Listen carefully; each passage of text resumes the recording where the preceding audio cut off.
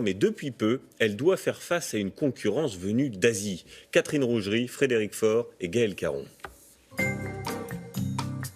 Tout juste arrivée sur nos étals, elle se consomme partout dans le monde. Les asperges. Je les mange cuites, et soit avec de la vinaigrette ou alors de la mayonnaise. Je les passe à la poêle, après crème fraîche avec un œuf et je fais revenir. Je choisis quand même local, et donc les Landes, les asperges des Landes.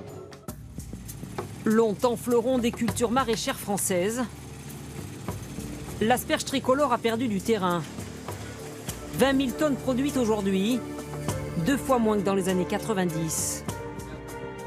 Ses plus redoutables concurrents, le Pérou et la Chine, les 2 plus gros exportateurs du monde pour les asperges en bocaux.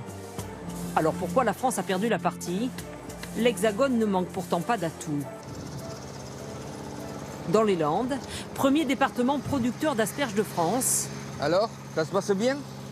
David Ducournau cultive depuis 20 ans ce légume exigeant. On utilise cette gouge et je vais vous montrer exactement comment on cueille une asperge. Voilà. Donc on déchausse un petit peu, on présente la gouge comme ceci et d'un coup sec, on coupe l'asperge, on déboîte l'asperge. Voilà. Un geste précis pour ne pas abîmer l'asperge, entièrement à la main. Une technique gourmande en main-d'œuvre. 28 saisonniers recrutés sur les 35 hectares que compte l'exploitation. Ici, on va être toute charge comprise avec les heures supplémentaires facilement entre 13,50 et 14 € de l'heure. En Allemagne, même comparaison, on va être entre du 5-6 € de l'heure.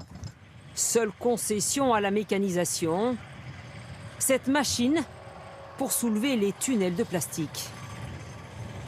L'intérêt du plastique, c'est de pouvoir récolter ici dans les Landes les asperges blanches. Elles ne voient pas le soleil, donc elles restent blanches comme ceci. Aussitôt cueillies, aussitôt acheminées dans cette station où travaillent 24 autres saisonniers. Lavées, coupées, les asperges sont scrutées une à une, la clé pour décrocher une appellation d'origine, l'IGP des Landes. On doit trier donc les asperges, les jolies comme ça, qui sont destinées donc aux commandes, et les moins jolies qui partent donc sur un marché parallèle, on les appelle les déclassés. Autre critère, respecter la chaîne du froid. C'est une grande douche froide, ce qui permet à l'asperge de la descendre à 3 degrés pour que dans les étalages, la fraîcheur de l'asperge reste le plus longtemps possible. Mais avant les étals, d'autres ouvriers vont encore travailler ces asperges. Dans cette coopérative, à 60 km, elles sont d'abord soigneusement alignées, puis triées. Ça se fait par une machine optique qui trie les asperges en fonction de la longueur de l'asperge, du diamètre et surtout de la couleur, les blanches et les violettes. Ici, la main-d'œuvre représente près de 55% des coûts de revient. Au plus fort de la saison, 170 saisonniers travaillent ici pour conditionner 40 tonnes d'asperges par jour comme celle-ci. Objectif de cette coopérative, préserver la qualité et le savoir-faire français. Car pour l'asperge industrielle, la bataille est terminée. Englouti par les légumes made in China. Tout a commencé il y a plus de 30 ans.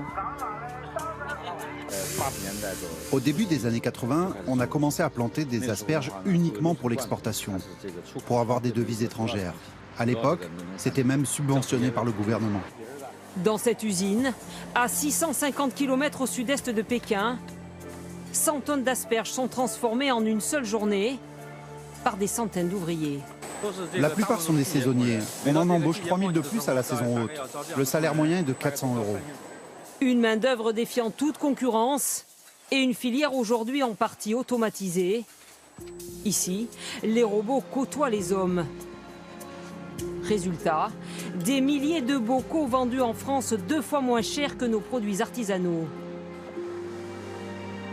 Et pourtant, la Chine veut aller encore plus loin.